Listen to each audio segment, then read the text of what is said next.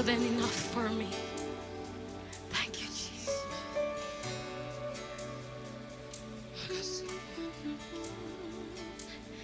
Betapa besar kasih pengampunanmu, Tuhan. Tak kau pandang hina hati yang hancur.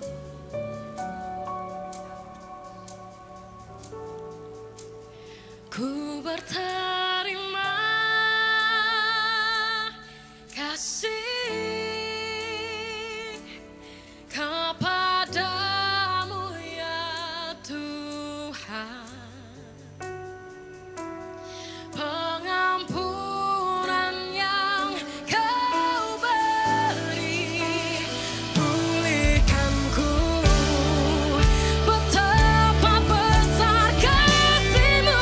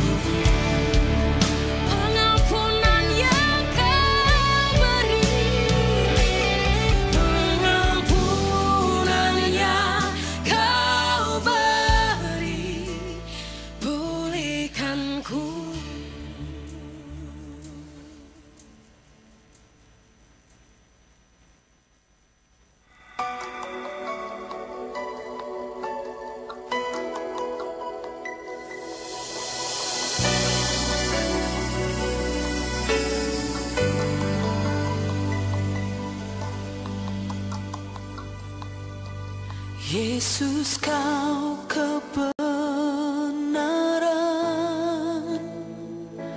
yang menyelamatkanku. Kau memberikanku hidup dan pengharapan.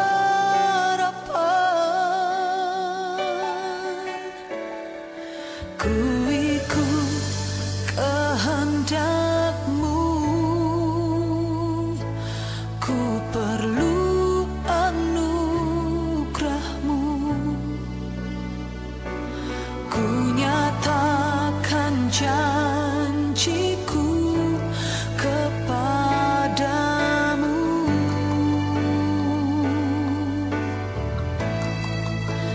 Kalau ku hidup bagimu, hatiku tetap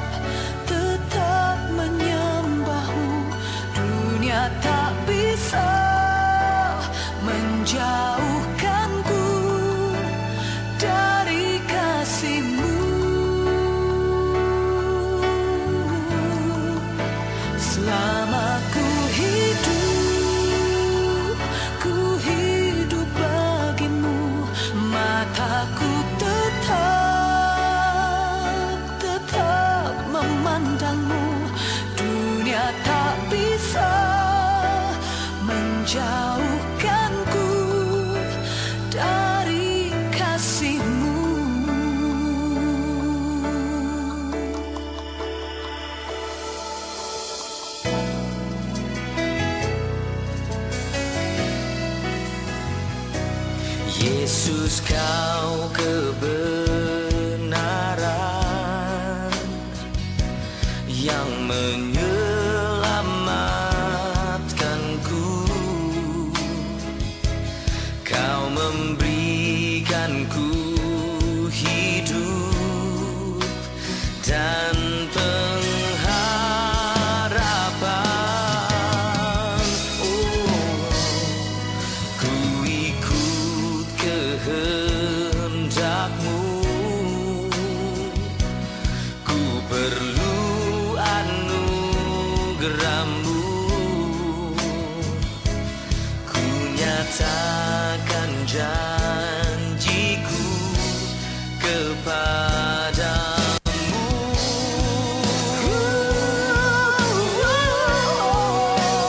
Kalau ku hidup bagimu, hatiku tetap menyembah-Mu. Dunia tak bisa menjauhkanku dari kasih-Mu.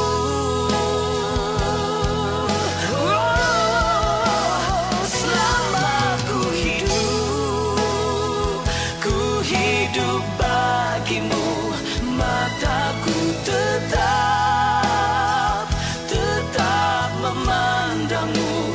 Dunia tak bisa menjauhkanku dari kasih-Mu.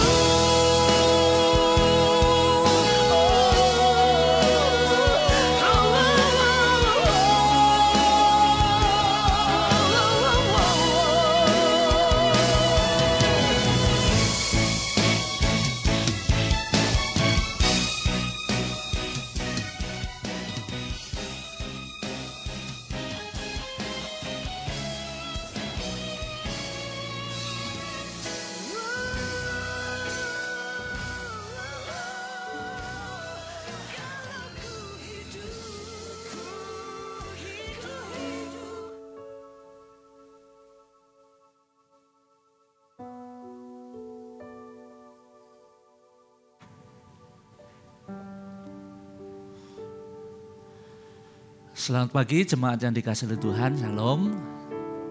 Kita bersyukur pada pagi hari ini kita dikumpulkan oleh Tuhan kembali di tempat ini. Kita akan beribadah bersama-sama. Saya mengundang semuanya untuk bangkit berdiri.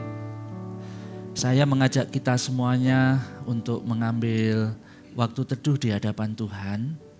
Mari kita mempersiapkan hati dan pikiran kita untuk bersekutu dengan Tuhan.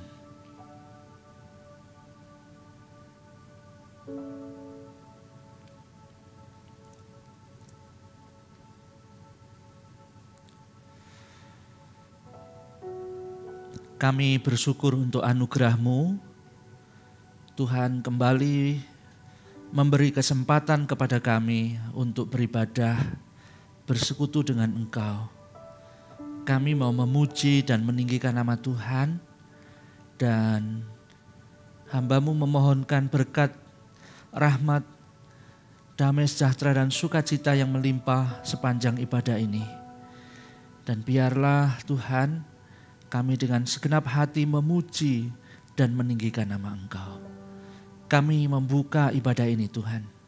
Di dalam nama Tuhan Yesus Kristus, Juru Selamat kami yang hidup. Amin. Silakan duduk, selamat beribadah, Tuhan memberkati.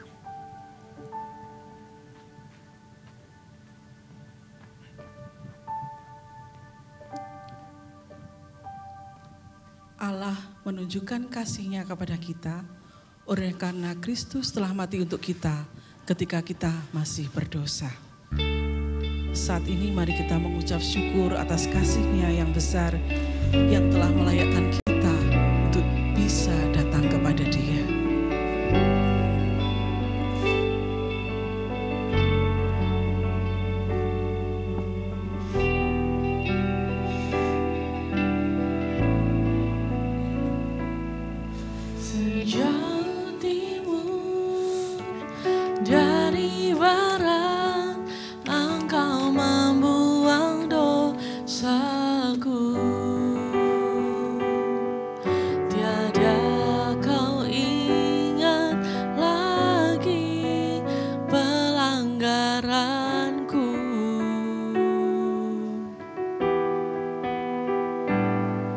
Jauh ke dalam tubir laut, kau melemparkan dosaku.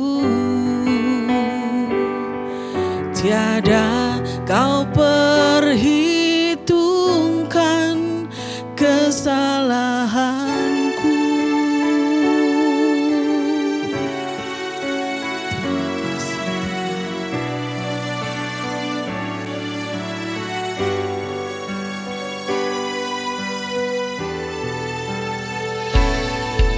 Sejauh timur dari barat, Engkau membuang dosaku. Tiada kau ingat lagi pelanggaranku.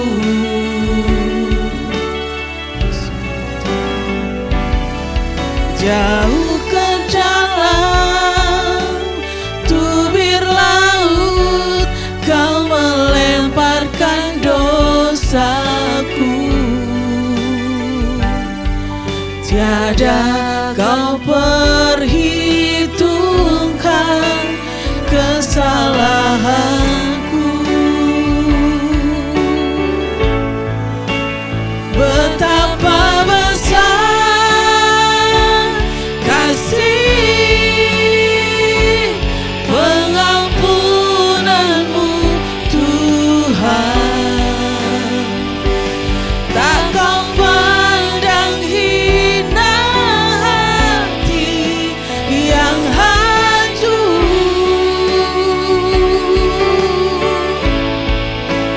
Ku berterima kasih kepadamu ya Tuhan. Pengampunan yang kau beri, pulihkanku. Dan semuanya ini dari Allah, yang dengan perantaraan Kristus telah mendamaikan kita dengan dirinya. Sebab Allah mendamaikan dunia dengan dirinya oleh Kristus, dengan tidak memperhitungkan pelanggaran kita. Dalam nama Kristus, mari berilah dirimu didamaikan dengan Allah. Dia yang tidak mengenal dosa, telah dibuatnya menjadi dosa karena kita, supaya dalam Dia kita dibenarkan oleh Allah. Jemaat Tuhan, mari kita memohon ampun di hadapan Tuhan atas pelanggaran kita yang kita lakukan selama minggu ini.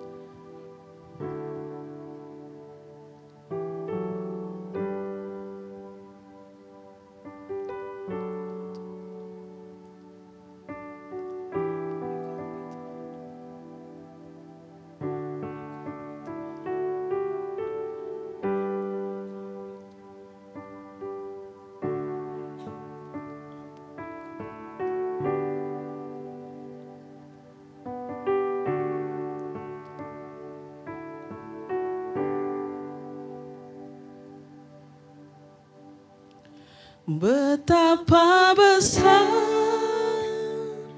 kasih pengampunanmu Tuhan. Tak kau pandang hina hati yang hancur.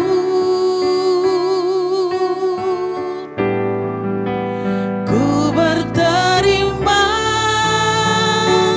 kasih kepadamu ya Tuhan. Pengampunan yang kau beri, pulihkanku.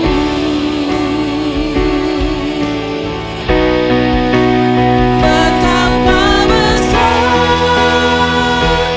kasih pengampunanmu Tuhan.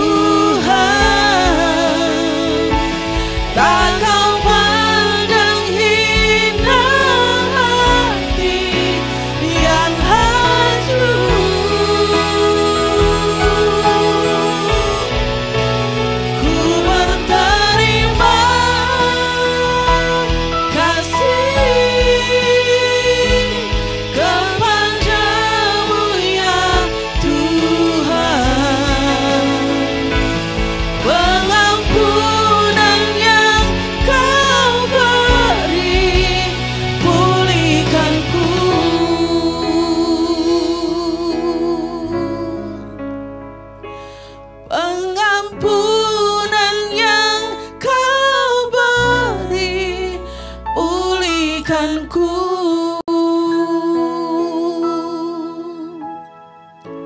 Karena semua orang telah berbuat dosa dan telah kehilangan kemuliaan Allah. Dan oleh karena kasih karunia telah dibenarkan dengan cuma-cuma karena penebusan di dalam Kristus Yesus. Mari kita berdoa. Terima kasih ya Tuhan untuk kasih-Mu. Terima kasih untuk Tuhan Yesus Kristus, anak-Mu yang tunggal, yang telah mati di atas kayu salib dan menggantikan kami orang berdosa. Terima kasih Tuhan, kami tahu kami tidak binasa, karena kami telah memperoleh hidup yang kekal, karena Kristus anak-Mu yang telah menebus kami. Terima kasih ya Tuhan. Bapa, saat ini kami rindu memuji memuliakan Engkau. Kiranya Tuhan disenangkan, kiranya Tuhan dimuliakan di dalam setiap ibadah kami ini. Dan kami mengucap syukur di dalam nama Tuhan Yesus Kristus. Haleluya. Amin.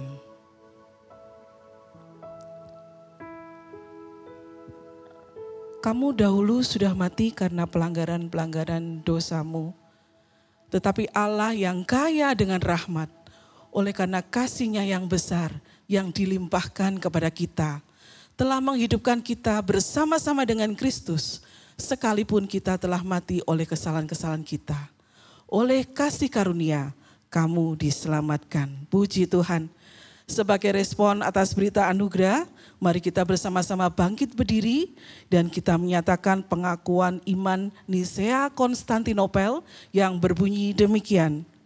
Aku percaya kepada satu Allah, Bapa yang Maha Kuasa, Pencipta langit dan bumi, dan segala yang kelihatan dan yang tidak kelihatan.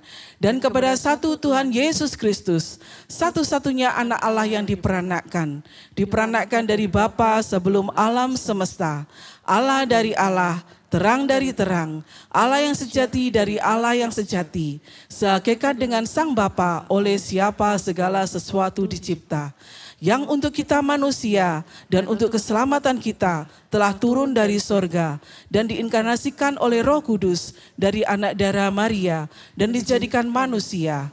Ia telah disalibkan juga bagi kita di bawah pemerintahan Pontius Pilatus. Ia menderita dan dikuburkan, dan pada hari ketiga ia bangkit kembali sesuai dengan kitab suci dan naik ke sorga dan duduk di sebelah kanan Bapa. Dan ia akan datang kembali dengan kemuliaan untuk menghakimi orang yang hidup dan yang mati, yang kerajaannya takkan berakhir. Dan aku percaya kepada Roh Kudus, Tuhan dan pemberi kehidupan, yang keluar dari Bapa dan Anak, yang bersama-sama dengan Bapa dan Anak disembah dan dimuliakan, yang telah berfirman dengan perantaraan para nabi.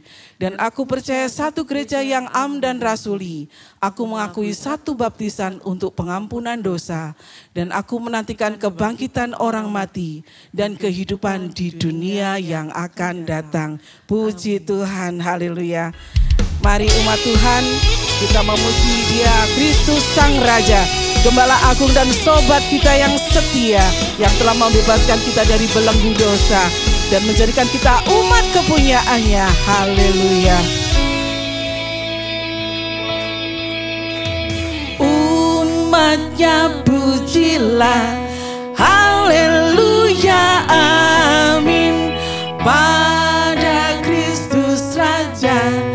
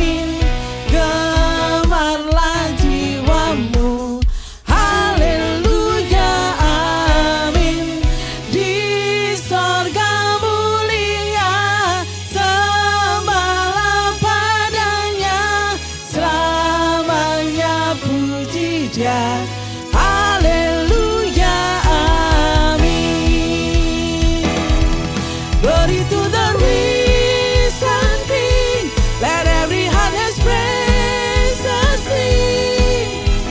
In Christ alone our hope is found revealed. Amen. Glory to the risen King. Let every heart express a sing. We will sing Alleluia. Amen.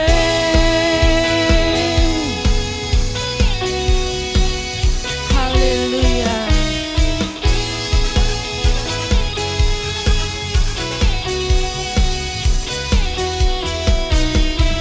Hallelujah, amen.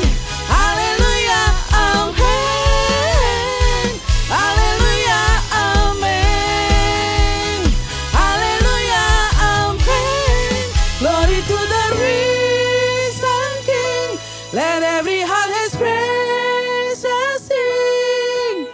In Christ alone our hope will firmly be. Glory to the risen King. Let every heart express a sing. We will sing. Glory to the risen King. Let every heart express a sing. In Christ alone our hope is firmly built. Amen. Glory to the risen King.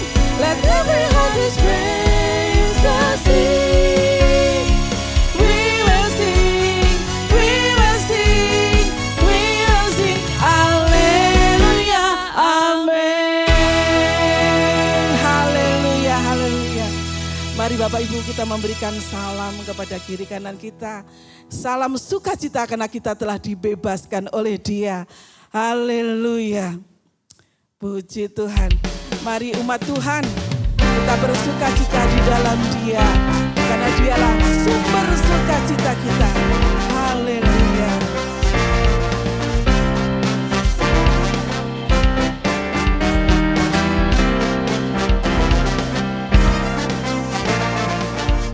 Sukacitaku sembahkan hanya pada Tuhanku. Hatiku bagaikan bunga mekar karena sinarnya. Awan maut ketakutan dianyakan olehnya. Daripada ku sukacita, hatiku dicerahkan. Amin, haleluya.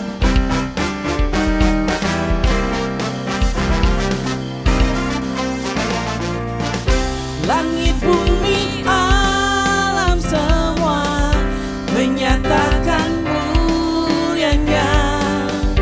Bintang malaikat menyanyi mengitari tatanya.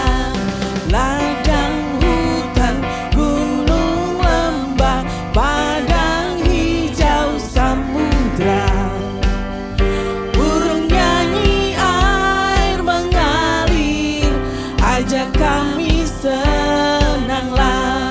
Ladang hutan gunung lembah padang hijau samudra. Burung nyanyi air mengalir, ajak kami senanglah. Haleluya, puji Tuhan. Haleluya. Puji Tuhan, silakan duduk Bapak Ibu Saudara. Mari jemaat kita mempersiapkan diri untuk menerima kebenaran firman. Mari kita minta Tuhan terus yang memampukan kita untuk kita boleh hidup sesuai dengan kehendak-Nya.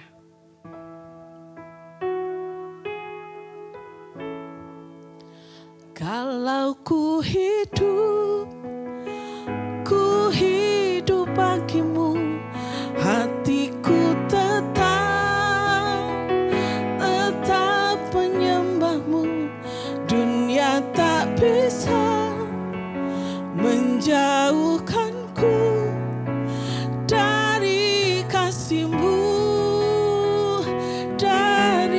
kasih-Mu Tuhan. Ku hidup bagimu, mataku tetap memandangmu. Dunia tak bisa menjauhkanku dari kasih-Mu.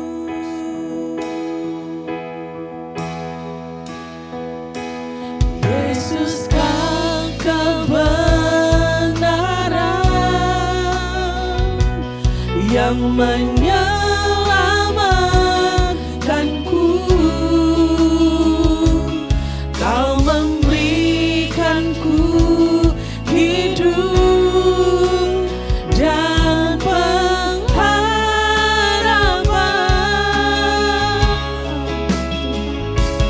Ku ikut kehendak-Mu, ku perlu anugerah-Mu. Ku nyatakan janjiku kepadamu.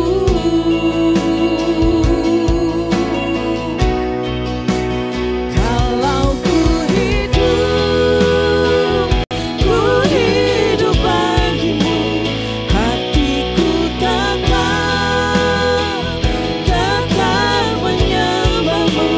Dunia tak bisa menjauhkanku dari kasih-Mu. Oh, selama ku hidup bagimu, mataku tetap memandangmu. Dunia tak bisa menjauhkanku dari kasih-Mu. Kalau ku hidup bagimu, hatiku tetap menyembahmu. Dunia tak bisa menjauhkanku dari kasih-Mu, dari kasih-Mu Tuhan.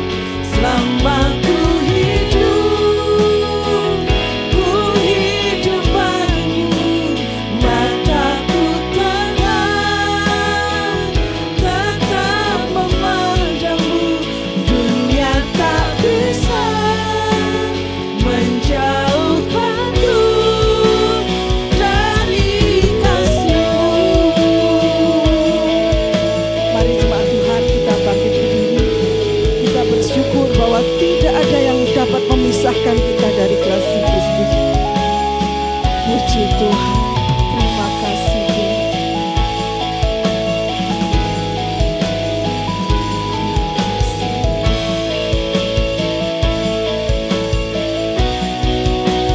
Kalau ku hidup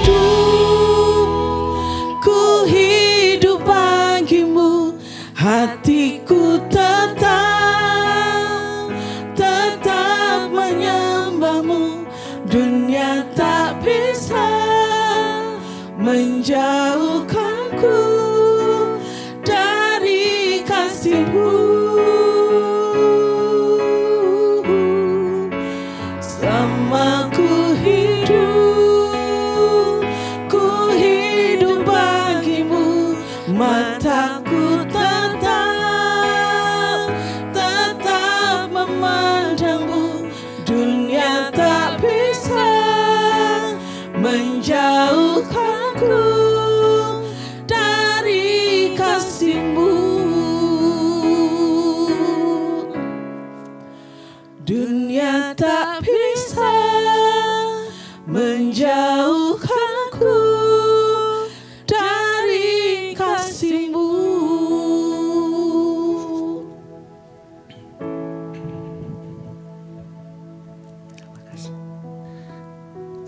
Mari kita masuk di dalam doa. Biarlah kami tetap tinggal dan kami ada di dalam genggaman-Mu Tuhan. Biarlah Tuhan yang senantiasa menolong kami, sehingga kami hari lepas hari dimampukan untuk memahami dan menikmati anugerah yang Tuhan berikan dalam kehidupan kami. Tuhan, pada saat ini kami mau mendengarkan firman-Mu. Biarlah Tuhan yang akan menolong dan memimpin kami. Tolong hamba-Mu di dalam keterbatasan dan kelemahan ini boleh menyampaikan firman dengan jelas dan sederhana. Injil Kristus juga boleh disuarakan dan kami semakin mengenal akan cinta dan kasih Tuhan kepada kami semua. Terima kasih, di dalam nama Tuhan Yesus kami berdoa. Amin. Silakan duduk kembali Bapak Ibu.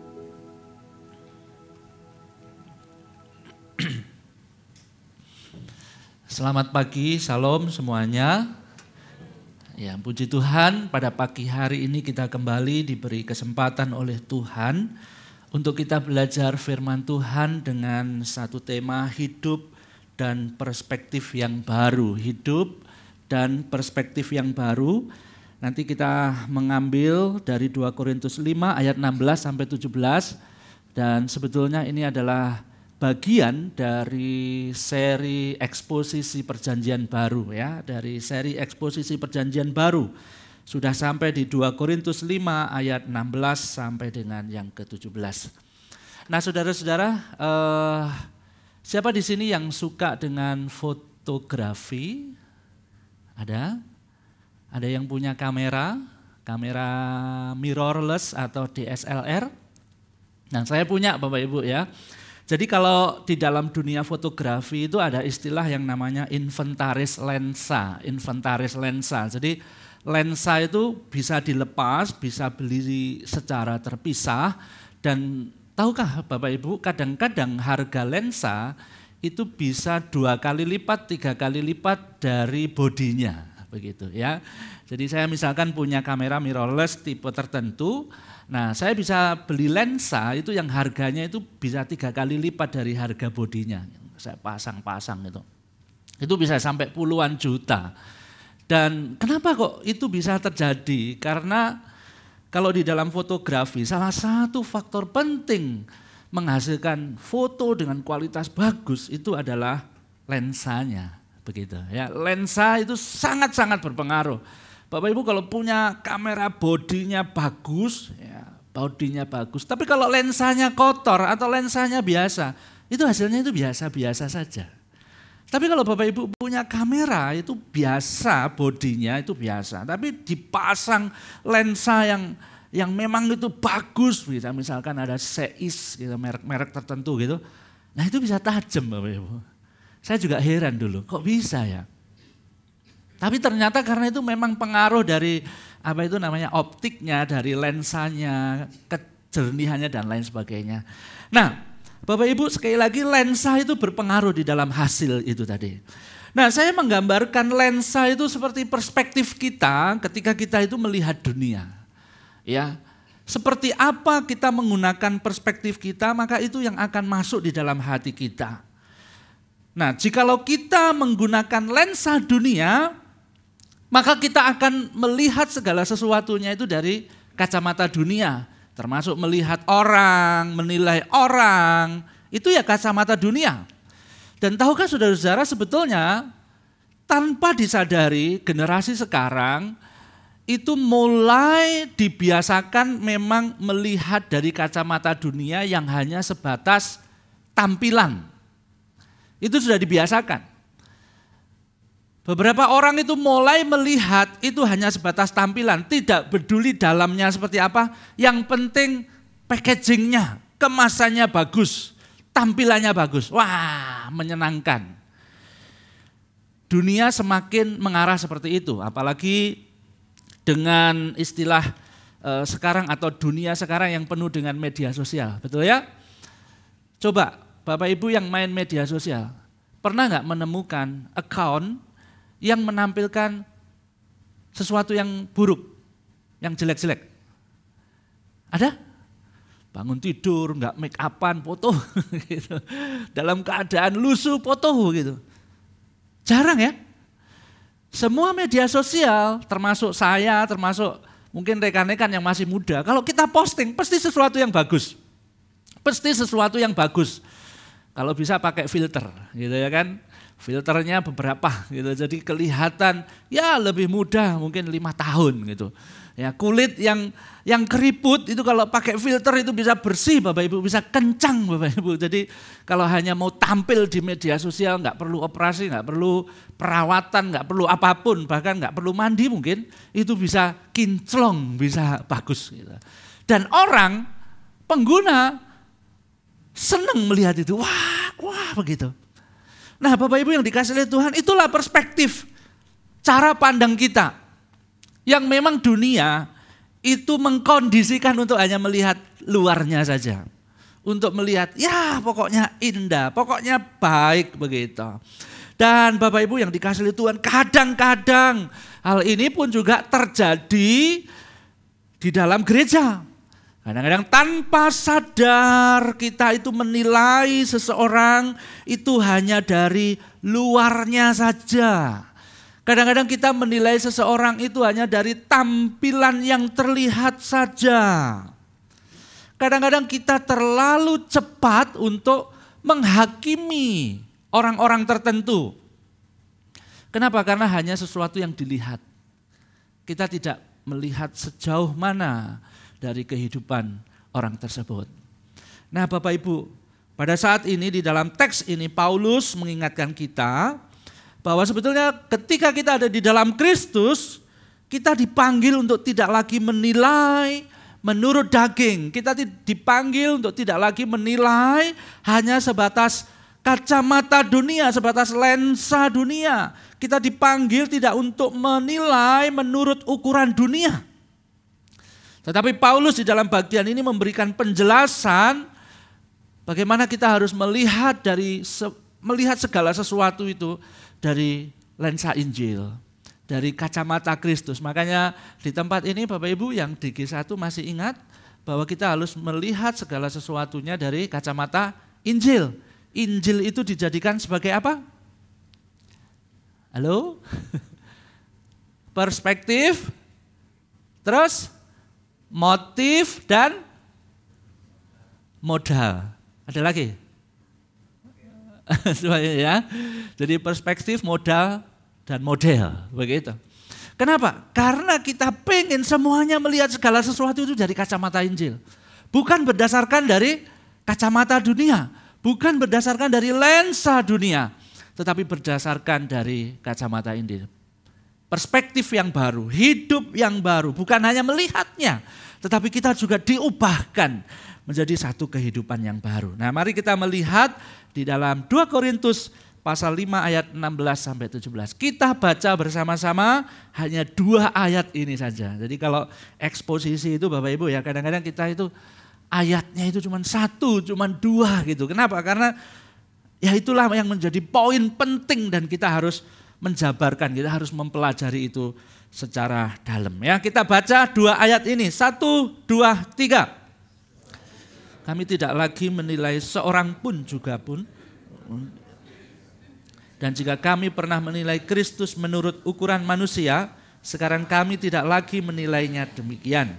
Jadi siapa yang ada di dalam Kristus, ia adalah ciptaan baru, yang lama sudah berlalu, sesungguhnya yang baru sudah datang. Sekali lagi saya baca, sebab itu kami tidak lagi menilai seorang juga pun menurut ukuran manusia. Dan jika kami pernah menilai Kristus menurut ukuran manusia, sekarang kami tidak lagi menilainya demikian. Jadi siapa yang ada di dalam Kristus, ia adalah ciptaan baru, yang lama sudah berlalu, sesungguhnya yang baru sudah datang. Nah Bapak Ibu yang dikasihi Tuhan, ada 3 bagian yang ingin saya ajak kita pelajari bersama-sama. Yang pertama adalah sebetulnya dunia itu melihat seperti apa? Kita akan melihat kacamata atau lensa dunia itu seperti apa yang diterangkan di dalam bagian ini. Lalu yang kedua kita akan belajar lensa itu atau perspektif itu ditujukan kepada siapa saja. Ditujukan kepada siapa? Seseorang itu melihat siapa. Lalu yang ketiga adalah bagaimana seseorang itu bisa mengalami sebuah perubahan. Bagaimana seseorang itu yang dulunya itu melihat dari kacamata dunia, lalu diubahkan. Orang itu melihat segala sesuatunya dari kacamata Injil. Nanti kita akan melihat. Tapi sebelum kita masuk ke dalam bagian itu semua, saya ingin menerangkan fungsi penting ayat ini di dalam keseluruhan surat 2 Korintus secara khusus di dalam pasal yang kedua, mulai pasal yang kedua sampai dengan pasal yang ke-7 nanti. Nah, kita melihat beberapa waktu yang lalu Bapak Ibu ya, bahwa Paulus ini pada waktu berhadapan dengan jemaat Korintus kan dia disalahpahami, betul ya? Dia disalahpahami karena dia sempat merubah rencana perjalanannya. Bukan hanya dia disalahpahami, tapi Paulus ini juga dibanding-bandingkan. Betul ya? Paulus itu dibanding-bandingkan. Paulus itu disamakan dengan para orator, para pengkhotbah yang ada pada waktu itu. Bahkan Paulus itu juga dibandingkan dengan guru-guru palsu yang ada di Korintus begitu. Nah, orang-orang ini, orang-orang yang disandingkan dengan Paulus, itu secara manusia, secara ilmu orator, berpidato, secara ilmu ngomong begitu mungkin, itu memang jauh lebih hebat. Mereka lebih fasih. Mereka kalau menyampaikan sesuatu itu lebih meyakinkan begitu. Bapak Ibu pernah nggak bertemu dengan orang-orang tertentu kalau ngomong itu kita langsung, iya ya, yakin banget begitu. Wah ini pasti bagus. Pernah ya ketemu dengan orang-orang seperti itu. Saya bukan tipe orang yang seperti itu. Saya kalau menjelaskan sesuatu biasanya orang masih mikir-mikir, terus oh ya gitu. Tapi saya pernah menemukan memang ya orang-orang yang modelnya kayak motivator, kayak apa, influencer gitu. Kalau ngomong, wah fasih, orang langsung, ya gitu. Nah, Paulus itu dibanding-bandingkan dengan orang seperti itu. Nah, bagian ini itu merupakan, boleh dikatakan ini menjadi satu puncak. Menjadi satu puncak dari argumen yang diberikan oleh Paulus untuk mengadakan apa? Rekonsiliasi. Untuk menekankan, untuk mendasari ini loh, pelayananku itu seperti ini. Ya, pelayananku seperti ini. Sekali lagi ini bukan tanpa alasan. Kenapa? Karena di Korintus itu sekali lagi memang ya, masyarakat di sana kecenderungan menilai itu menurut tanda-tanda lahiriah. Bapak Ibu akan menemukan beberapa ayat. Orang-orang Korintus itu kecenderungannya itu menilai itu berdasarkan apa? Penampilan, karisma penampilan. Berdasarkan karisma retorik, ngomong. Ya pintar, wah ini hebat, wah ini tampilannya baik, wah ini kaum elit misalkan gitu. Berdasarkan sosial begitu. Lalu juga dipengaruhi dengan pendeta-pendeta palsu. Jadi sudah klop lah apa yang terjadi di jemaat Korintus pada waktu itu. Benar-benar menilai dari kacamata dunia. Nah contohnya misalkan di dalam 1 Korintus 1 ayat yang ke-26. 1 Korintus 1 ayat 26, Paulus itu pernah ngomong begini ya. Ingat saja saudara-saudara bagaimana keadaan kamu ketika kamu dipanggil. Menurut ukuran manusia tidak ada yang bijak, tidak ada yang berpengaruh, tidak ada banyak orang yang terpandang. Jadi memang sesuatu yang berdasarkan penilaian manusia itu memang sangat kental sekali di jemaat Korintus. Orang itu sudah terbiasa, wah ini kelompok elit, ini kelompok biasa, ini kelompok fakir miskin mungkin begitu. Wah ini orang pinter, wah ini tidak dan lain sebagainya. Itu benar-benar kayak di kelompok-kelompokkan begitu. Tetapi di dalam bagian ini kita bisa melihat walaupun Paulus dalam tanda kutip pada waktu itu juga diperlakukan seperti itu. Paulus juga dibeda-bedakan dengan orang-orang yang hebat, yang top, yang terpandang itu. Dia memberikan counter. Dia memberikan satu penjelasan atau perlawanan begitu.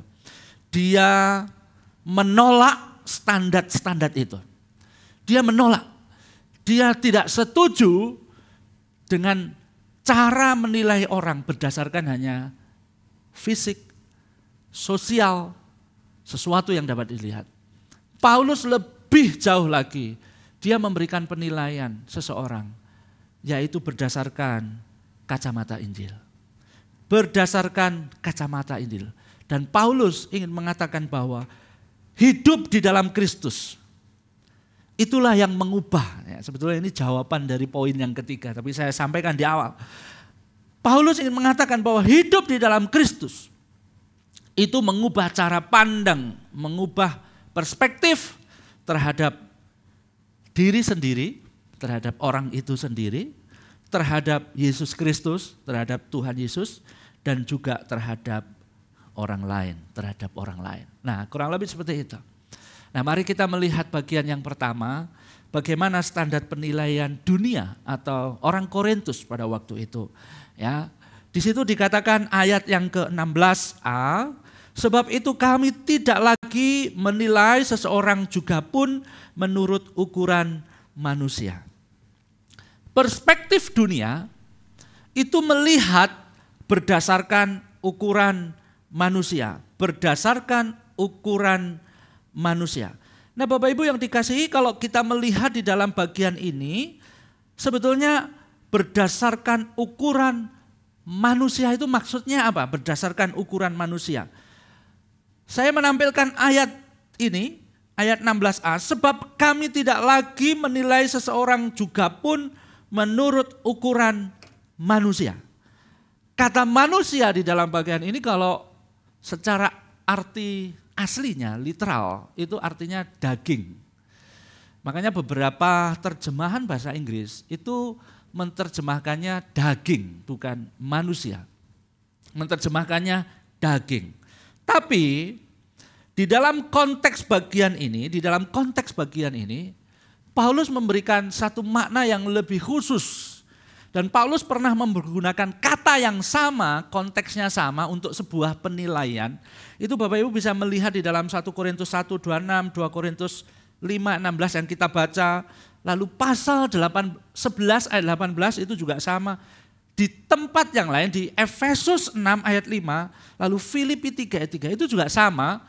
Makna daging di sini itu adalah bagian luar atau tampilan lahiriah dari kehidupan. Bagian luar saja, tampilan lahiriahnya saja. Sesuatu yang alami atau duniawi. Itu maksudnya Paulus itu seperti itu. Jadi bukan daging secara fisik, memang artinya bisa juga itu.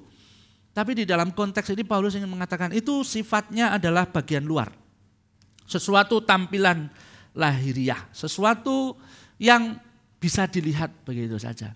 Nah, ketika kita melihat penggunaan kata daging, sak ini, di bagian ini lalu di bagian-bagian yang lain untuk menilai seseorang, maka kita akan menemukan di dalam konteks ini, apa sih yang dimaksud dengan menilai dengan ukuran manusia? Artinya itu ini. Artinya adalah di dalam konteks ini, Paulus ingin merujuk pada cara pandang lahiriah, duniawi. Apa itu? Menilai orang berdasarkan apa? Penampilan, berdasarkan posisi, berdasarkan kemampuan retorika, berdasarkan keturunan. Ya mungkin ini, wah ini keturunannya ningkrat. Ini bukan rakyat jelata misalkan gitu. Berdasarkan tanda-tanda sosial, jabatannya misalkan. Berdasarkan ukuran-ukuran manusiawi yang sering dipakai juga untuk menghakimi pelayanan. Nah, ini yang dimaksud dengan cara pandang dunia itu seperti itu. Melihat atau menilai orang itu hanya berdasarkan semua yang tadi saya sebutkan. Sosial, kekayaan, materi. Terus apa lagi? Penampilan fisik, kepintaran begitu. Dan sekali lagi Bapak Ibu, bagi orang Korintus ya, bagi orang-orang Korintus ini jadi sesuatu yang biasa. Ya, kenapa? Kota ini terkenal dengan budaya kompetitif ya, budaya kompetitif. Kota ini terkenal dengan budaya siapa lebih kaya, siapa lebih hebat di dalam berretorika, siapa lebih punya pengaruh, semuanya itu ada. Bapak Ibu bisa membaca di dalam 1 Korintus pasal 11 ayat 21, 22, 2 Korintus pasal 5 ayat 12 ya. Jadi itu standar duniawi. Standar duniawi seperti itu. Dan sebetulnya ini pengaruhnya itu bukan hanya bagaimana orang itu melihat, tetapi cara pandang ini juga mempengaruhi bagaimana orang itu pengen mengenal orang tersebut. Ya, lebih dalam berpengaruh pada cara mengenal orang itu. Kalau Bapak Ibu melihat di dalam bagian ini kan Paulus itu mempergunakan kata menilai. Kalau bahasa Indonesia begitu ya. Dan kamu menilai dengan ukuran manusia, menilai. Itu bisa berarti juga mengenal lebih dalam. Ya, mengenal lebih dalam. Jadi penggunaan kata ini menunjukkan bahwa bukan hanya sebatas seseorang itu sebetulnya menilai, tetapi mengenal seseorang lebih dalam. Ya. Bagaimana cara seseorang mengenal lebih dalam itu dipengaruhi dari nilai-nilai dunia. Saya kasih contoh misalkan ya, kalau ibaratnya itu ada seorang orang tua mungkin ya, orang tua yang sedang cari menantu, ya, cari mantu, cari pasangan untuk anaknya, gitu ya. Tidak salah ya melihat dari kacamata dunia secara fisik ya normal ya kan. Ya nggak ada lah orang tua yang pengen anaknya mendapatkan orang yang nggak pernah mandi misalnya atau rambutnya gimbal misalkan, nggak teratur hidupnya ya nggak mungkin ya. Ya itu nggak salah melihat, wah aku pengen anakku itu mendapatkan pasangan yang cantik, yang ganteng. Nggak salah ya kan? Nggak salah begitu. Tetapi kalau hanya sebatas itu standarnya, nah ini yang salah. Kenapa? Karena orang itu bisa bersandiwara. Beberapa orang hanya menampilkan penampilan, tapi sikapnya, karakternya nggak diperhatikan. Nah ibaratnya itu kalau ingin mengenal itu standarnya seperti itu. Aku tuh pengen kenal dia, tapi ukurannya apa? Ya pokoknya hanya melihat di luarnya saja. Enggak bisa, tidak bisa. Kalau pengen mengenal seseorang ya harus tahu dalamannya, harus betul-betul mengenal, bergaul dengan dia, begitu. Nah Bapak Ibu yang dikasihi Tuhan, ini yang dimaksudkan di dalam bagian ini. Mengenal itu bukan hanya melihat, oh iya, dia itu kurang pintar misalnya, enggak.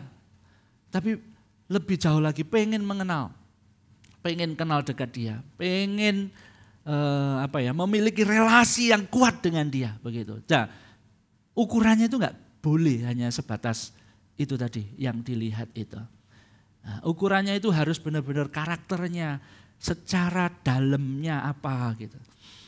Saya teringat dengan cerita beberapa orang ya kalau melihat atau mencari menantu itu biasanya dia akan menjadi mata-mata dadaan.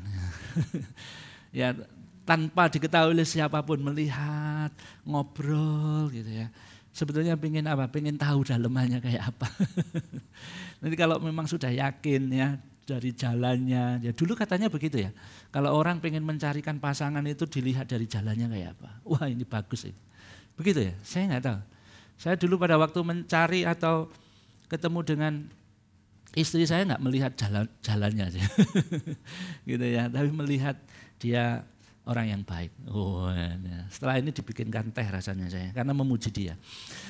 Ya Bapak Ibu yang dikasihi Tuhan, harus begitu. Jadi pengen mengenal itu nggak bisa hanya sebatas manusia, begitu. Nggak bisa hanya sebatas manusia, pandangan manusia. Nah, di dalam bagian ini sekali lagi Paulus itu mengcounter, melawan pandangan orang-orang Korintus yang hanya berdasarkan manusia, yang hanya menilai orang dari kepintarannya, dari kepandaiannya, dari pakaiannya, dari status sosialnya, itu di-counter semuanya oleh Paulus. Nggak bisa. Kita nggak bisa menilai seperti itu. Dan itulah cara pandang dunia, betul ya? Cara pandang dunia. Ternyata bukan hanya sekarang, di zamannya Paulus dulu sudah ada. Ini bukan sesuatu yang benar. Paulus di dalam bagian ini memberikan satu penegasan ya di ayat ini. Tetapi kami dari sekarang, ya, kayak rasanya dari sekarang, dari saat ini. Nah, Paulus itu memosisikan dirinya dengan para pelayan yang lain itu sebagai orang-orang yang hidup menurut perspektif yang baru. Ya. Menurut aturan yang baru, menurut cara pandang yang baru. Dari mana? Yaitu dari pengenalan akan Kristus Yesus. Berasal dari transformasi di dalam Kristus Yesus. Bukan berdasarkan standar publik pada waktu itu. Bukan berdasarkan kata orang itu kalau menilai seperti ini. Enggak. Tetapi dia mengatakan, aku atau kami sekarang mulai saat ini kami menilai dari kacamata Injil. Nah, mari kita melihat bagian selanjutnya. Kalau kita sudah tahu ya standar dunia pada waktu itu seperti apa. Ya, pertanyaannya standar dunia pada waktu itu seperti apa? Yaitu menilai hanya batas tertentu, sesuatu yang dilihat penampilan dan lain sebagainya. Dan itu enggak benar. Ya, Paulus mengcounter itu karena Paulus ada di dalam Kristus sebagai ciptaan yang baru. Nah, bagian yang berikutnya kita melihat standar itu sebetulnya diberikan kepada siapa sih? Orang-orang Korintus itu memiliki pemikiran seperti itu kepada siapa? Nah, seperti disinggung di atas, standar dunia itu mempengaruhi cara pandang kita kepada orang-orang di sekitar kita. Orang-orang Korintus menilai, membandingkan itu berdasarkan ukuran dunia, berdasarkan ukuran dunia. Saya baca misalkan di 1 Korintus pasal 11 ayat 21 dan 22. Bunyinya begini, ketika Paulus menyinggung orang-orang yang membanggakan dirinya menurut kacamata manusia. Itu ayat 21 pasal 11 1 Korintus ya. Dengan sangat malu aku harus mengakui bahwa di dalam hal semacam itu kami ini terlalu lemah. Tetapi jika orang-orang lain berani membanggakan sesuatu, sebetulnya aku pun itu juga berkata-kata di dalam kebodohan, berani juga sebetulnya. Apakah mereka orang Ibrani? Aku juga orang Ibrani. Apakah mereka orang Israel? Aku juga orang Israel. Apakah mereka keturunan Abraham? Aku juga keturunan Abraham. Apakah mereka pelayan Kristus? Aku berkata seperti orang gila, aku ini lebih lagi. Aku lebih banyak berceri lelah, lebih sering di dalam penjara, didera di luar batas, kerap kali di dalam bahaya maut.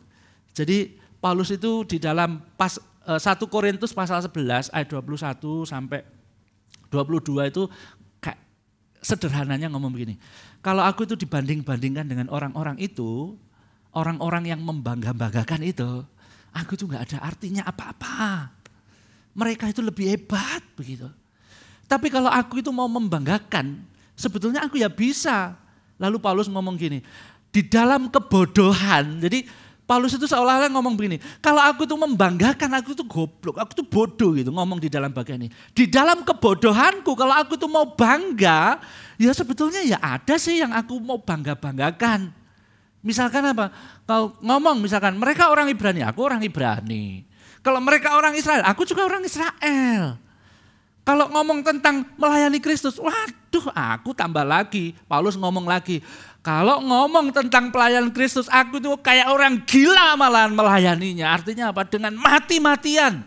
Di situ dikatakan, ya aku lebih sering di penjara, didera di luar batas dalam bahaya maut. Kalau ngomong, kalau mau jago-jagoan di dalam pelayanan, ya aku sih punya sebetulnya yang aku banggakan. Tapi sekali lagi Paulus ngomong, aku kalau ngomong seperti itu, di dalam ayat 21 dikatakan, aku tuh bodoh. Ngapain ngomong gitu? Poinnya adalah, jemaat Korintus itu memang sudah kayak gitu loh.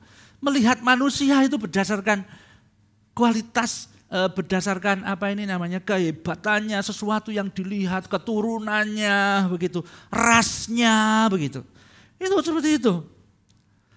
Nah Bapak Ibu yang dikasihi Tuhan, namun terlebih dari semuanya itu, sebetulnya kacamata dunia itu juga berpengaruh terhadap pengenalan akan Kristus. Bukan hanya kepada manusia. Kepada manusia aja itu sudah benar. Sudah enggak benar. Kenapa? Karena kita enggak bisa menghakimi hanya batasan luarnya.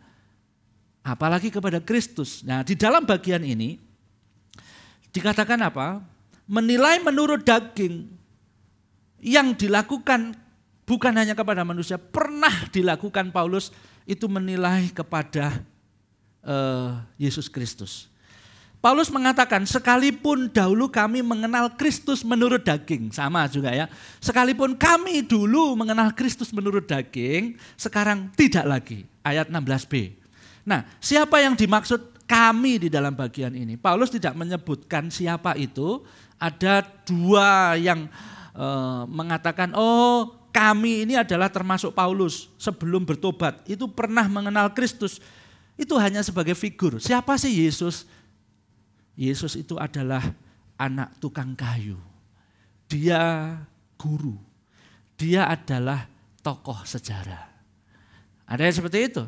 Tapi ada juga yang mengatakan itu beberapa orang yang menilai Kristus hanya menurut atribut-atribut duniawi.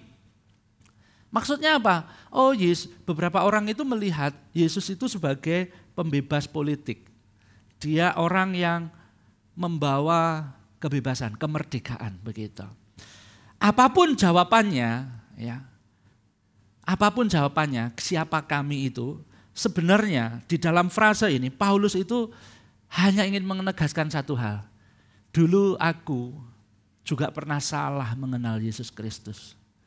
Pada waktu aku mengenal Yesus Kristus dengan kacamata dunia, aku itu keliru begitu. Ya. Awal pengenalan terhadap Yesus Kristus yang terbatas, yang lahiriah. Dulu Bapak Ibu, Paulus sebelum bertemu dengan Tuhan Yesus, dia itu mengenal secara Allah. Sebelum bertobat, Paulus itu melihat Yesus sebagai apa? Orang Nazaret biasa. Bahkan Paulus itu melihat Yesus sebagai ancaman bagi tradisi Yahudi. Bapak Ibu bisa melihat itu di dalam Kisah Rasul 7, Kisah Rasul 8, Kisah Rasul 9. Pada waktu awal-awal sebelum Paulus bertobat, Paulus adalah salah satu orang yang menganiaya kekristenan, yang pengen membunuh orang-orang yang percaya kepada Yesus Kristus. Misalkan di dalam pasal 7, Kisah Rasul pasal 7 ayat 58. Di sana dikatakan apa? Mereka menyeret dia ya, keluar kota, menyeret Stefanus, lalu melemparinya, dan saksi-saksi meletakkan jubah mereka di depan kaki seorang muda yang bernama Saulus. Jadi Saulus dulu mengenal Yesus itu hanya ancaman bagi tradisi Yahudi. Dulu mengenal Yesus itu sebagai ancaman. Dia sama sekali tidak mengenal Yesus sebagai Tuhan dan Juru Selamat. Pasal 8 misalkan. Saulus berusaha membinasakan jemaat itu. Dia masuk dari rumah demi rumah, menyeret laki-laki perempuan keluar, menyerahkan mereka, dimasukkan ke dalam penjara. Saulus belum mengenal seperti itu. Lalu pasal 9, sementara itu berkobar-kobar hati Saulus untuk mengancam dan membunuh murid-murid Tuhan Yesus. Ia menghadap imam besar, minta surat khusus supaya dia pergi. Ya kan? Dia minta kuasa, dia pergi untuk menghabisi orang Kristen. Tapi Bapak Ibu yang dikasih oleh Tuhan, dia ngomong, dulu aku juga kenal Yesus seperti itu loh. Tetapi setelah perjumpaanku dengan Yesus, setelah aku ditransformasi, aku tidak mengenal dia seperti itu lagi. Dia mengatakan Yesus Kristus sekarang dikenal sebagai Tuhan yang bangkit, yang merekonsiliasi manusia dengan Allah. Bukan hanya sekedar tokoh manusia, tapi dia percaya Yesus sebagai Tuhan dan Juru Selamat. Di dalam ayat ini dikatakan gini, kami tidak lagi mengenal dia demikian. Ya, ada satu pergeseran ya. Ada satu perubahan. Gini sekarang kami mengenal Yesus tidak demikian, tidak seperti ukuran manusia. Nah, di sanalah dia menegaskan bahwa pengenalannya sekarang itu telah berubah 180 derajat, berubah drastis oleh karya Kristus yang bangkit, oleh karya Roh Kudus yang bekerja di dalam hidup Paulus. Ketika dia ada di dalam Kristus, semuanya berubah. Tadi itu diungkapkan di dalam Filipi 3 ya, ayat 7 sampai 8. Kita baca bersama-sama, 1, 2, 3. Tetapi apa yang dahulu merupakan keuntungan bagiku, sekarang kuanggap rugi karena Kristus. Malahan segala sesuatu kuanggap rugi karena pengenalan akan Kristus Yesus, Tuhanku, lebih mulia daripada semuanya. Kalau kita mau mengkaitkan apa yang dikatakan di dalam Filipi ini cocok banget dengan kondisi Korintus pada waktu itu. Dia ngomong, tetapi apa yang dahulu merupakan keuntungan bagiku, keuntungan dia apa? Banyak hal yang dia bisa banggakan. Kalau kita mau melihat, kalau Paulus mau melihat dirinya dengan kacamata manusia, wah dia banyak hal yang dia banggakan. Tapi dia ngomong apa? Semuanya aku anggap rugi. Ku anggap rugi kenapa? Karena Kristus. Paulus dulu bermegah di dalam latar belakang Yahudi. Dia bermegah di dalam hukum Taurat. Dia bermegah karena prestasi agamanya. Namun setelah bertemu Kristus semuanya dianggap rugi. Dibandingkan dengan pengenalan Kristus semuanya tidak ada artinya. Salib yang dahulu dianggap buruk bagi dia. Sekarang menjadi pusat hidupnya. Yesus Kristus yang dianggap sebagai manusia biasa. Yesus Kristus yang dianggap sebagai ancaman bagi budaya Yahudi pada waktu itu. Justru sekarang dianggap sebagai penggenap dari Taurat itu. Dianggap sebagai juru selamat. Dianggap sebagai manusia yang memang benar-benar 100% manusia yang berkorban untuk orang-orang yang berdosa. Paulus sadar Bapak Ibu. Ketika Kristus mati itu bukan karena kutuk pribadinya. Tetapi mengganti, pengganti. Dia mati untuk semua. Maka semua turut mati bersama-sama dengan dia. Ini bagian yang kedua. Perspektif itu mempengaruhi orang melihat orang lain dan melihat Tuhan dan juga sebetulnya melihat diri sendiri. Nah, bagaimana orang itu bisa berubah? Nah, bagian yang terakhir, hidup dan perspektif yang baru itu ada di dalam Kristus. Ayat 17 sekali lagi itu seperti kayak gongnya. Bem gitu. Kenapa semua itu bisa berubah? Kenapa orang itu bisa memiliki pandangan atau sudut pandang atau kehidupan yang berubah, perspektif yang baru? Nah ayat 17 itu kayak jawabannya. Dem gitu. Jawabannya apa? Di dalam Kristus. Ayat 17. Jadi siapa yang ada di dalam Kristus, ia adalah ciptaan baru. Yang lama sudah berlalu, sesungguhnya yang baru sudah datang. Di dalam ayat 17, Paulus itu menjelaskan bagaimana seseorang itu bisa memiliki perspektif yang benar itu gimana. Yaitu ketika seseorang itu sudah ada di dalam Kristus. Ia mengatakan, karena itu siapa yang ada di dalam Kristus, itu ciptaan baru. Yang lama sudah berlalu, sesungguhnya yang baru sudah datang. Ada beberapa kata yang kita bisa perhatikan di dalam bagian ini. Yang pertama itu adalah kata karena itu. Nah ini di awal ayat ini. Ini mengkontraskan ya, membandingkan secara jelas, mengkontraskan karena itu. Ini dibandingkan dengan ayat 16. Kalau ayat 16 itu melihatnya dari kacamata dunia. Ayat 17, karena itu kami melihat dengan sesuatu yang baru. Kenapa? Karena kami ada di dalam Kristus. Ada identitas yang baru yang diberikan oleh Yesus Kristus. Lalu juga kata di dalam Kristus atau in Christ. Jadi itu menunjukkan ada satu realitas kesatuan di dalam Kristus. Ada keberadaan baru, kesatuan bersama di dalam karya penebusannya. Lalu juga ada kata apa? Ciptaan baru. Nah ini menarik sekali. Kenapa? Karena bukan sekadar rekondisi moral. Bukan sekadar perbaikan ini dan itu. Bukan sekadar rekondisi, Bapak Ibu tahu ya rekondisi, ada barang-barang tertentu itu namanya itu barang-barang rekondisi. Sepertinya baru, tetapi sebetulnya dalam-dalamnya itu ada yang diganti. Ini hati-hati biasanya begitu.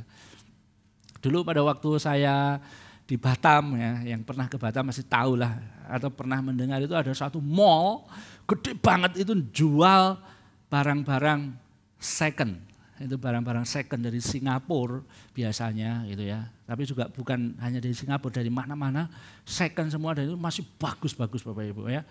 Itu laptop, HP, macam-macam barang elektronik itu. Oh, saya keliling-keliling gitu.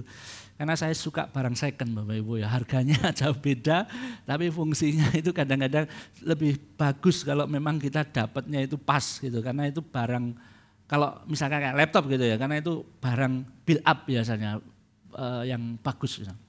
Nah saya menemukan saya sama teman saya itu melihat ada satu laptop itu pajang, waduh, wah ini bagus ini, kayak baru gitu, sepintas. Pada waktu saya lihat, oh iya benar baru juga ini, tapi dijual second gitu. Nah tapi saya baru sadar Bapak Ibu, ternyata yang baru itu casingnya saja. Casingnya saja, dalemannya itu sudah kuno. Tapi itu benar-benar kelihatan bagus gitu. Wah ini kalau kita nggak jeli, wah salah ya. Kalau orang Jawa bilang, apa namanya, keplecok. Ya keplecok, salah beli kamu gitu ya kan. Ya salah beli, kelihatannya bagus tapi dalemannya rusak gitu. Kadang-kadang kita tergoda ya kalau beli-beli kayak gitu ya. Wah ini bagus. Nah ini harus hati-hati. Nah ketika Tuhan itu mengatakan ciptaan baru, itu bukan rekondisi, bukan tambal sulam. Oh ini ya, enggak. Tapi di situ ya kata ciptaan baru itu sebetulnya adalah kata yang sama yang merujuk pada satu penciptaan kembali gitu ya. Kayak Allah itu memulai pekerjaan yang baru. Itu sama besarnya dengan penciptaan dunia. Itu sesuatu yang baru. Dan itu sudah dimulai di dalam orang-orang yang percaya, yang beriman kepadanya. Yang beriman kepadanya. Bapak Ibu, Allah itu bekerja bukan sekedar memperbaiki. Tetapi menciptakan ulang. Makanya kita melihat di dalam bagian ini. Itu ada satu perubahan yang sangat drastis gitu ya. Perjumpaan dengan Kristus itu benar-benar mengubahkan. Ya sebagai satu titik balik perubahan radikal. Ada satu identitas yang baru. Di situ saya tampilkan perjumpaan dengan Kristus itu yang lama telah berlalu. Hidup lama, dosa, kutuk, cara menilai dengan cara pandang duniawi, identitas yang lama, cara pandang yang lama, itu sudah ditinggalkan. Yang lama telah berlalu. Ketika ada perjumpaan dengan Kristus, lalu di situ dikatakan, yang baru sudah datang. Yaitu apa? Hidup baru. Ada pengampunan di sana, ada kasih di sana, ada identitas ilahi, anak-anak Allah. Ada relasi yang baru, ada perspektif yang baru Bapak Ibu. Bapak Ibu bisa melihat itu ayat-ayatnya yang saya sebutkan ya di dalam Efesus 4 ayat 22, 24, Kolose 3 dan beberapa ayat yang lain Bapak Ibu. Dengan demikian, Paulus ingin mengatakan, perspektif di dalam Kristus adalah satu landasan bagi apa? Seruan untuk bertobat, hidup di dalam kesatuan tubuh Kristus, menyelesaikan masalah-masalah praktis sehari-hari. Itu harus dilihat dari perspektif Kristus. Makanya benar kalau kita belajar di tempat ini DG ya, Injil itu sebagai perspektif model-modal ya dan ya model dan modal ya. Untuk kehidupan kita hari lepas hari. Kenapa? Karena kita harus belajar melihat segala sesuatu itu dari kacamata Injil Bapak Ibu. Ketika kita ada di kemacetan misalkan. Pertanyaannya bagaimana kita mengkaitkan kemacetan dengan Injil? Ketika kita melihat kehidupan kita, kesehatan kita. Bagaimana kita mengkaitkan itu dengan Injil misalkan. Nah itu kalau yang di DG pasti belajar ya, baik itu sudah dibahas semuanya. Nah makanya ini promo juga ya yang belum ikut DG ya, ikut DG lah gitu, supaya belajar hal-hal seperti itu.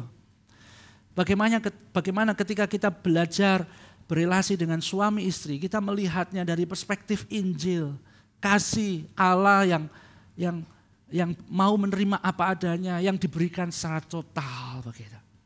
Semuanya. Bukan hanya menyelesaikan masalah-masalah praktis, bukan hanya melihat orang-orang di sekitar kita, tetapi juga melihat diri kita sendiri. Bahwa kita, Bapak Ibu, kita adalah ciptaan baru. Karena Kristus mati, kita ini ciptaan baru supaya kita hidup bagi Dia yang telah mati dan bangkit itu di ayat 14-15 di sebelumnya kita sudah bahas. Bagaimana perspektif Injil itu melihat diri kita. Kita ini orang yang berdosa. Kita ini orang yang seharusnya dihukum. Kita itu orang yang kotor, tidak layak. Tetapi ketika kita ada di dalam Kristus, kita adalah ciptaan baru. Ini bukan hanya mengingatkan kita, untuk kita bersyukur. Tetapi kita juga mengingatkan supaya kita itu tidak terlarut di dalam penilaian dunia. Maksud saya apa? Bapak Ibu, kadang-kadang kita itu terlarut dengan penilaian dunia yang diberikan kepada kita. Ketika orang mengatakan, aduh kamu itu nggak bisa apa-apa, misalkan begitu. Langsung kita, aduh kenapa saya begini, gitu. Aduh hidupku nggak ada artinya. Atau juga mungkin beberapa orang pernah mengalami, aduh kamu itu dulu ya, nggak ingat ya, dulu kamu itu mantan preman, dulu kamu itu hidupmu sembarangan. Lalu itu terbawa ada dalam hidup kita, lalu kita itu merasa begitu berdosa, rasanya itu kita nggak layak datang kepada Tuhan. Tuhan, aku itu orang berdosa, aku nggak bisa bertemu dengan Engkau. Pernah ada yang seperti itu? Ada yang ngerasa seperti itu? Beberapa orang ngerasa seperti itu. Ketika kita mengingat masa lalu kita misalkan, oh aduh dulu itu aku nuakannya minta ampun. Lalu kita merasa, aduh aku itu gak ada artinya, ya sudahlah kalau gitu aku gak mau datang pada Tuhan. Enggak Bapak Ibu. Ketika kita ada di dalam Kristus, Kristus itu merubah kita, memberikan kehidupan yang baru, identitas yang baru. Ya, termasuk dengan penilaian kepada orang lain. Termasuk penilaian kepada orang. Jangan kita menilai orang itu berdasarkan penampilannya saja. Jangan ya. Jangan menilai orang itu berdasarkan hanya fisiknya saja. Berdasarkan hanya prestasinya saja. Menghargai orang kalau orang itu berprestasi. Tapi kalau orang itu tidak berprestasi, ngapain? Mari kita belajar untuk melihat orang lain, diri kita. Ketika kita ada di dalam Kristus, kita sudah diubahkan. Dan terlebih dari itu, mari kita melihat Kristus Yesus, dialah yang telah mengubahkan kita. Mungkin selama ini kita mengenal Yesus hanya sebatas kata orang. Kata orang begitu sih. Tapi biarlah itu mengubah hidup kita. Kita mengenal Yesus Kristus itu bukan kata orang. Tapi memang mengalami sendiri. Kita merasakan kalau kita ini sudah diubahkan. Bapak Ibu yang dikasihi Tuhan. Karya Kristus itu merekonsiliasi ya, menyatukan, mendamaikan manusia dengan Allah. Karya Kristus itu bukan hanya mendamaikan tapi juga mentransformasi kita. Cara kita melihat satu dengan yang lain. Mari kita melihat orang-orang di sekitar kita, mereka adalah orang-orang yang juga dikasihi oleh Kristus. Mereka adalah orang-orang yang kalau itu di dalam Kristus, orang-orang seiman, dia adalah ciptaan baru di dalam Kristus. Ada satu pemulihan relasi, ada satu pemulihan identitas. Kita tidak bingung orang mau ngatain apa terhadap kita. Tidak mempengaruhi sukacita kita. Kenapa? Karena kita ada di dalam Kristus. Kita ciptaan baru. Dan ini menjadi satu semangat kita untuk mengobarkan kembali ya semangat misi. Masih banyak orang belum mengenal kasih Kristus. Saya penutup, iman yang sejati bukan sekedar diakui Bapak Ibu. Tetapi biarlah itu nyata ya. Di dalam cara kita melihat, memperlakukan orang. Di dalam kita menilai, mengenal. Di dalam kita melayani. Di dalam kita berelasi dengan Tuhan. Biarlah itu sesuatu yang baru. Kenapa? Karena Kristus telah mati untuk kita. Dia menyelamatkan. Dia yang mengubahkan hidup kita. Mari kita berdoa. Tuhan, terima kasih kami memiliki Juru Selamat yang mengubahkan kami. Kami memiliki Allah yang mengubahkan kami. Kami bersyukur kami menjadi anak-anak Allah. Identitas kami baru di dalam Kristus. Biarlah melalui identitas yang baru ini kami juga memiliki perspektif yang baru. Kami belajar untuk melihat segala sesuatunya dari kacamata Injil. Ketika kami berelasi, ketika kami mengasihi, ketika kami melayani, ketika kami bekerja, ketika kami melakukan apapun, biarlah kami belajar melihat semuanya dari kacamata Injil. Terima kasih ya Tuhan, terima kasih. Kami menyerahkan hidup kami dalam tangan pimpinan-Mu. Biarlah Roh Kudus yang akan terus menolong dan memampukan kami. Dalam nama Tuhan Yesus kami berdoa. Amin.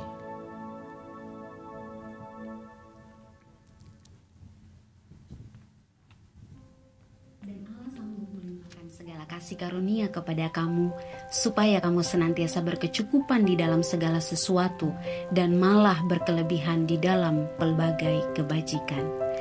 Jemaat yang terkasih, kini tiba saatnya bagi kita untuk mempersiapkan persembahan sebagai ungkapan syukur atas anugerah Tuhan bagi kita. Jemaat dapat memberikan persembahan secara tunai melalui amplop kuning yang telah dibagikan di awal ibadah, lalu dimasukkan ke dalam kotak persembahan berwarna hitam setelah selesai ibadah. Jemaat juga dapat memberikan persembahan secara non-tunai melalui transfer atau scan kris ke rekening yang tertera di layar.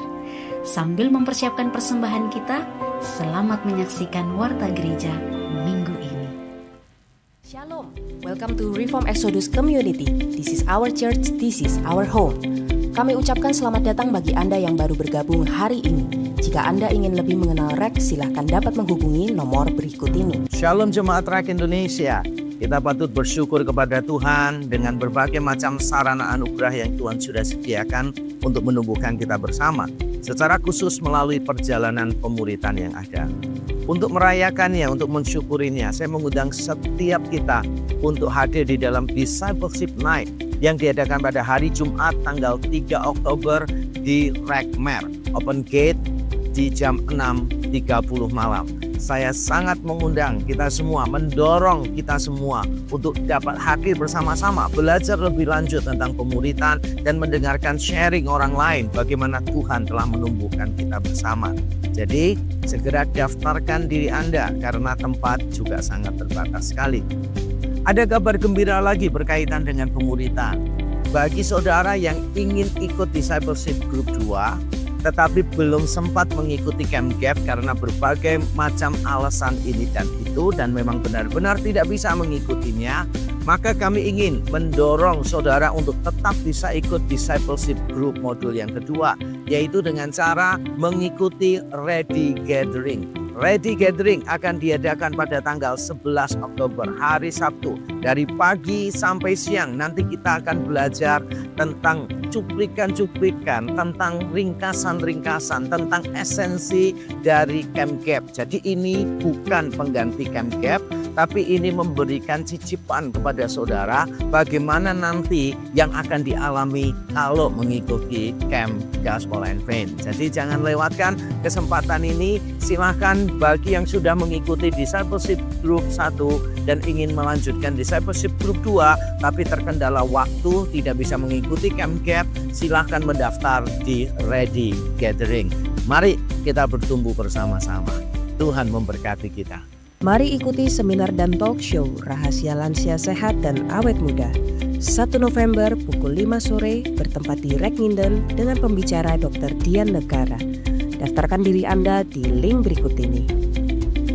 Demikianlah informasi untuk minggu ini. Tetap semangat, God bless you, see you next week.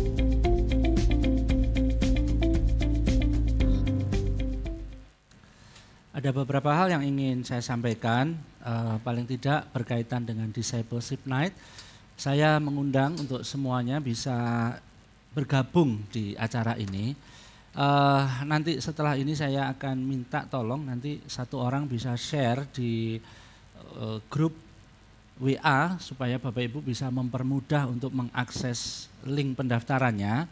Dan sebetulnya juga saya ingin menginformasikan bahwa mulai hari ini atau mulai kemarin lebih tepatnya, kita punya satu portal web untuk segala aktivitas dan kegiatan yang dilaksanakan oleh REK Indonesia. Jadi saya memahami beberapa orang mungkin kesulitan untuk daftar ya secara teknis karena linknya yang panjang atau ya apa sih caranya begitu. Jadi Bapak Ibu nanti bisa mengakses rek.org.id/event begitu ya. Jadi itu di pengumuman di bawah juga ada. Jadi dari situ Bapak Ibu bisa melihat semua aktivitas atau kegiatan atau event yang akan dilaksanakan oleh REK Indonesia. Apapun itu, nanti Natal juga ada di situ, Paskah juga ada di situ, kegiatan-kegiatan yang lain, Camp Gap dan lain-lainnya. Nanti Bapak Ibu bisa mengakses web itu ya. Jadi rek.org.id/event, /event. Begitu ya.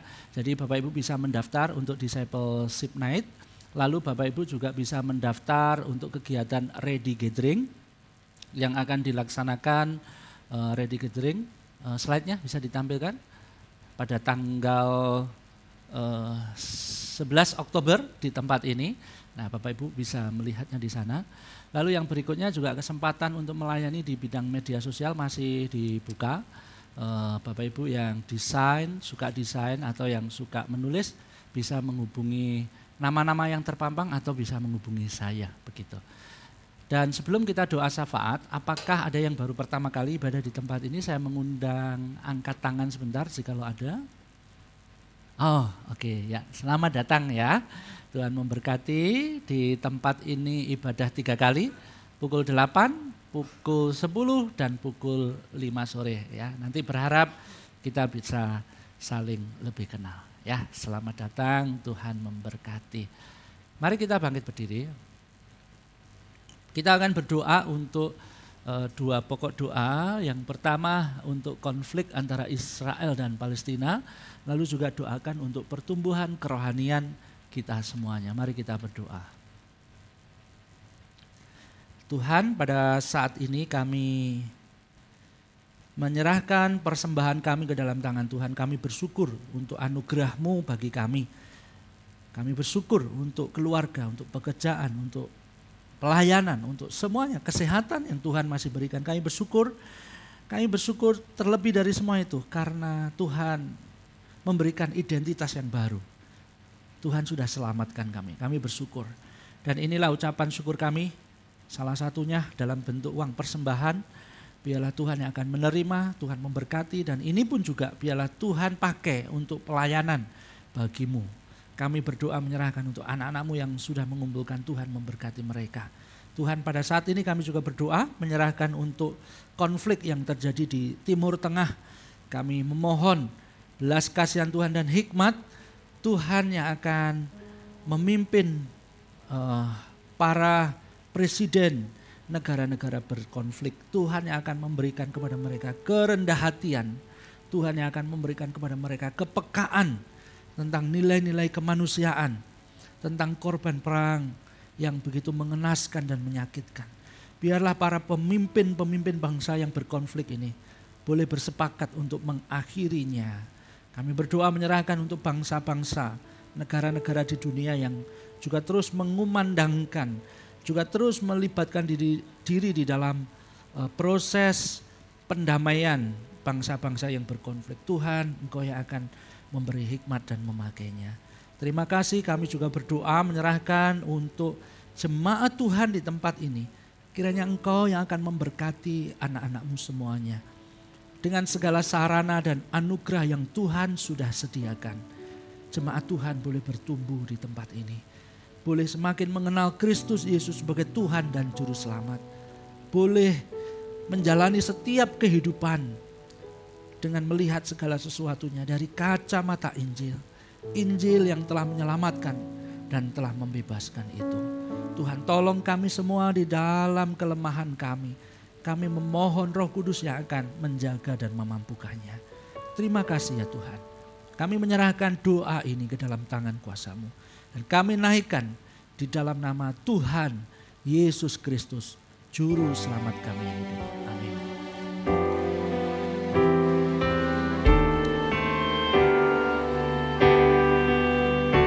Puji Allah Bapa Putra, puji Allah Roh Kudus, ketiganya yang esa. Mohon selamat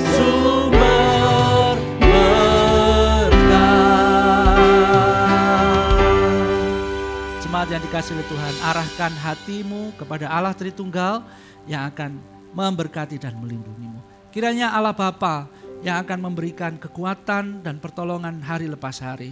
Kiranya Tuhan Yesus Kristus memberikan damai sejahtera, dan kiranya Allah Roh Kudus yang akan membimbingmu setiap saat, menuntunmu, memberikan engkau hikmat dan kekuatan. Kiranya segala hal yang baik dan manis dari Allah Tritunggal dilimpahkan bagimu. Dan terimalah semuanya di dalam nama Tuhan Yesus Kristus. Amin.